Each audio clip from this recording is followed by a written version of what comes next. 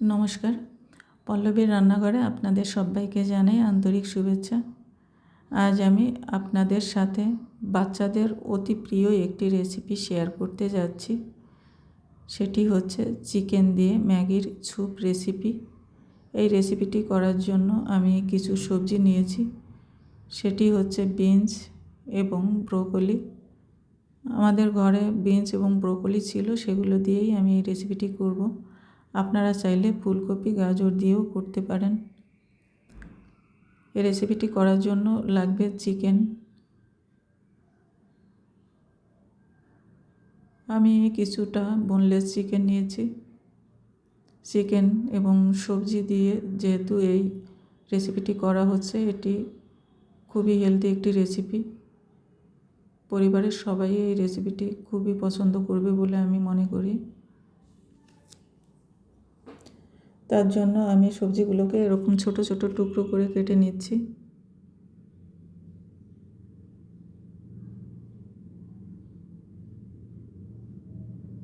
কাটা হয়ে গেলে ভালো করে জল দিয়ে ধুয়ে নেব।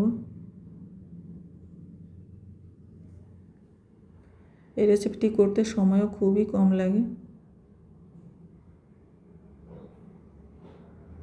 সবজিগুলো আমার কাটা হয়ে গেছে, দেখুন জল দিয়ে ধুয়ে নিয়েছি। এদিকে চিকেন স্টক তৈরি করে নিচ্ছি। উপরে ফেনাগুলো আমি ফেলে দিলাম। আর ম্যাগি সিদ্ধ করার জন্য আমি জল ফুটিয়ে নিচ্ছি। জলের মধ্যে এখন আমি ম্যাগিগুলো দিয়ে দেব। ম্যাগি সিদ্ধ হতেও সময় খুব কম লাগবে। 2 মিনিটের মতো জাল দিয়ে আমি জল ঝরিয়ে নেব। এদিকে এই চিকেন স্টক, এটি তো গরম ছিল, আবার একটু জাল দিয়ে নিচ্ছি। এর মধ্যে দিয়ে দিচ্ছি সবজিগুলো দিয়ে ফুল ফ্লেমে আমি কিছু সময় যাবত জাল দিয়ে নেব।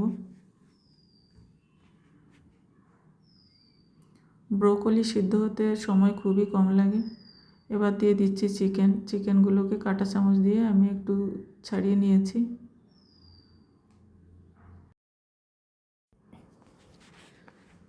স্বাদ মতো লবণ দিয়ে দিচ্ছি। এটি আপনারা বিকেলের স্ন্যাক্স হিসেবে পরিবেশন করতে পারেন। রেসিপিটি যদি ভালো লাগে লাইক, কমেন্ট এবং শেয়ার করবেন প্লিজ। আর আমার এই চ্যানেলটি যারা সাবস্ক্রাইব করেননি প্লিজ সাবস্ক্রাইব করবেন।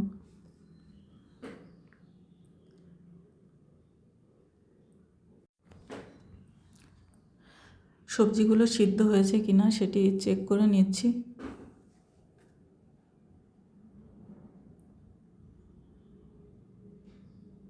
সিদ্ধ হয়ে গেছে।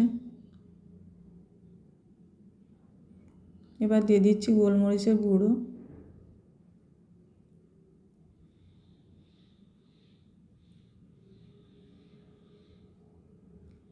সিদ্ধ করে রাখা ম্যাগি, যেটি আমি জল ঝরিয়ে রেখেছিলাম, সেটি দিয়ে দিলাম।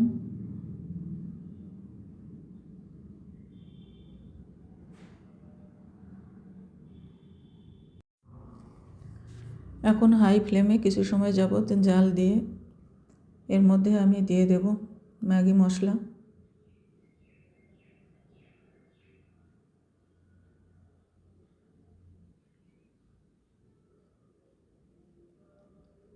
মশলা নেড়ে চেড়ে ভালো করে মিশিয়ে দিতে হবে।